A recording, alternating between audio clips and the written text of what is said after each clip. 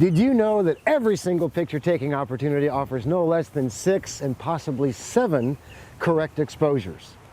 Hi, I'm Bryan Peterson, author of Understanding Exposure and Learning to See Creatively, and what I'm about to show you will hopefully be very revealing and help you not just in taking a correct exposure, but what I often refer to as the creatively correct exposure. I've asked my assistant Chris here to be part of the shoot, and he's going to do some jumping for us on that picnic table. What I'm going to do is begin with setting a single correct exposure. And what I mean by that is simply this. I will choose an aperture and a corresponding shutter speed that will tell me through the camera, according to what my camera tells, that this is in fact a correct exposure. So, as an example, I take this photograph at f/22 and the shutter speed says, go ahead. You can take that picture at f/22 at 1/8 of a second. So let's do it. Chris, go ahead and jump.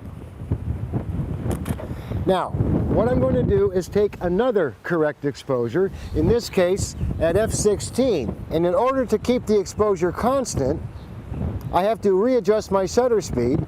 Now I'm getting a correct exposure reading at f/16 at a 1/15 of a second. Go ahead and jump, Chris.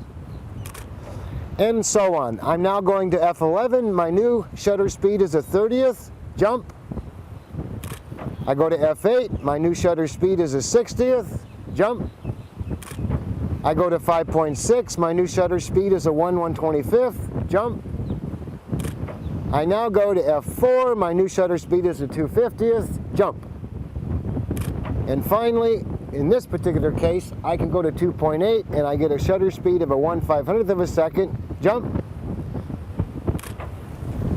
What do you notice?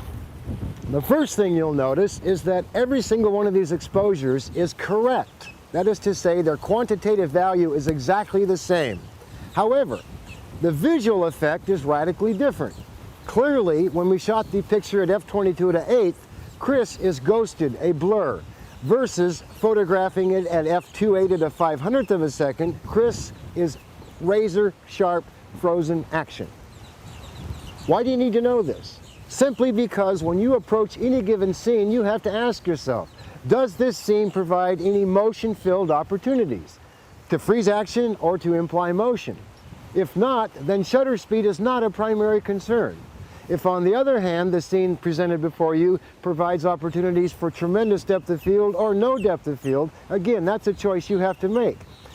The following, you will see how depth of field, that is to say the correct aperture choice, is not just a simple matter of whatever I use doesn't matter as long as I get a correct exposure. That's not true either. You must make a decision which creative aperture choice makes the resulting depth of field. You have a choice. A lot of depth of field, no depth of field. Freezing action or implying motion. They're all correct exposures, yes, but you want the most creatively correct exposure.